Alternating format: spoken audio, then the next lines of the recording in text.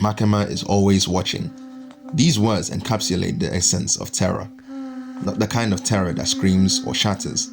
It's the kind that suffocates, omnipresent and unshakable. Makima represents manipulative terror, a fear that doesn't come from the threat of destruction, but from the knowledge that you were never in control to begin with. This isn't the chaos of destruction, it's the silence of submission. Since the dawn of time, people have developed fear as a way of self-preservation. Two cavemen, however many thousands of years ago, were walking, and one got attacked by an animal with sharp teeth, and the other one, he got his ass out of there.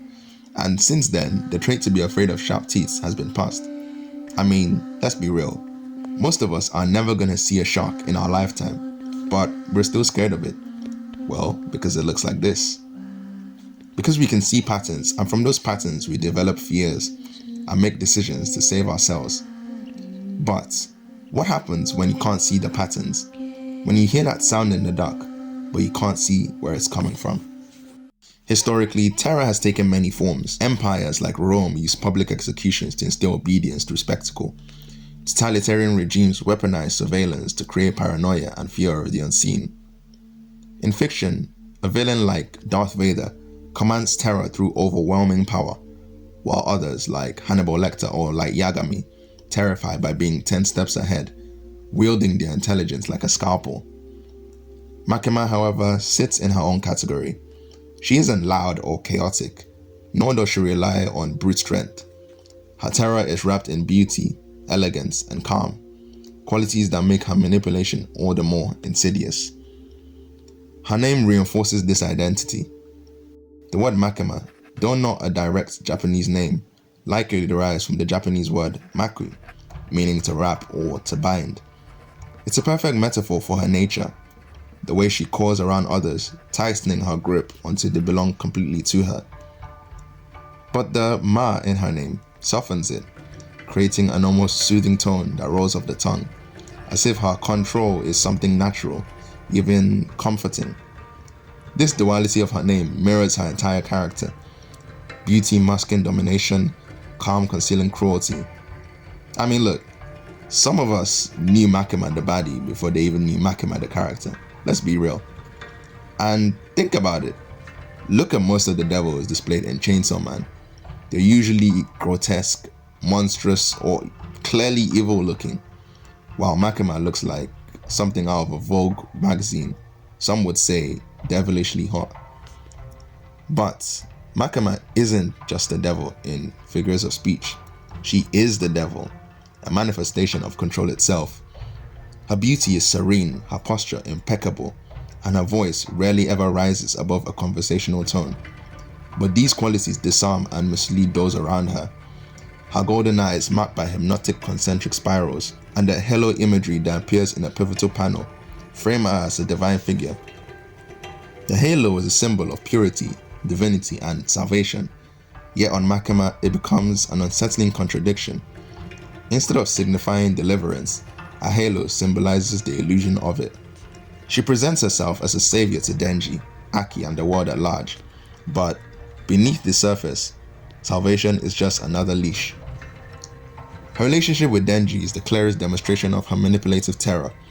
From their first meeting, she identifies his weakness, his desperation for love, validation, and a place in the world. She doesn't demand his obedience outright. Instead, she offers him exactly what he craves. Her promises of affection and companionship are calculated. Behave and I'll reward you, she says, reducing Denji to nothing more than a trained dog. This isn't love, it's the weaponization of love, the creation of a dependence so complete that Denji cannot even imagine life without her. Every interaction with Denji is carefully crafted to strip away his autonomy. Her words are sweet, but there's an edge to them, a quiet reminder that her affection is conditional. Her smile, so soft and inviting, becomes a tool of manipulation. Denji's whole arc with Makima isn't about submission through fear of violence. It's about submission through fear of abandonment. In her presence, he isn't even aware of his chains. Aki's dynamic with Makima highlights that even further. Aki is a man of resolve, driven by revenge and a deep sense of duty. Makima uses these traits against him. She positions herself as a mentor, someone who shares his goals and wants to help him achieve them. But her every actions tell a different story. Every deal she makes, every suggestion she gives, leads Aki further into her grasp. Even her kindness carries an undercurrent of condescension. She doesn't need to yell or threaten. Her calm, assured demeanor is more effective. She doesn't ask for loyalty, she takes it, piece by piece, until Aki's will is no longer his own. The most interesting of all is her relationship with power.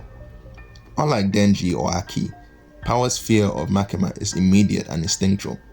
Despite her chaotic and brash personality, Power immediately recoils under Makima's gaze. One of the most telling moments is when Makima's mere presence causes Power to fall silent and shrink back.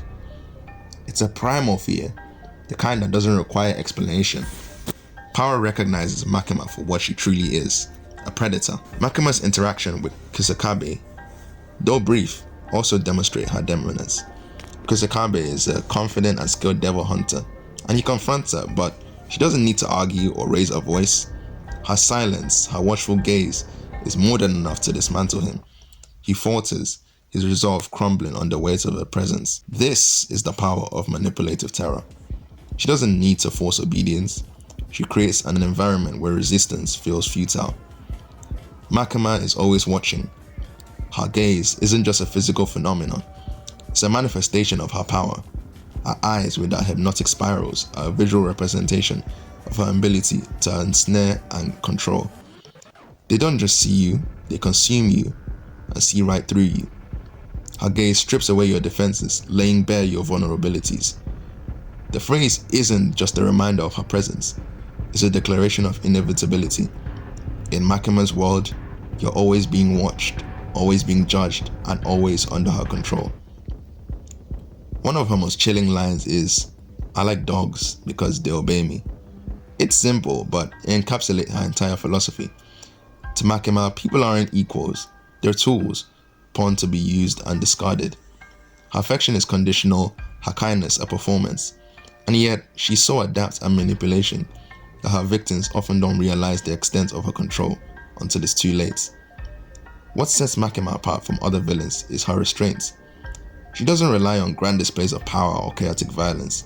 I mean, she is pretty powerful enough to do that. Instead, she uses subtlety, precision, and inevitability. Her terror isn't about what she does, it's about what she could do. Her victims are trapped not by the fear of immediate harm, but by the quiet, suffocating knowledge that they were never in control.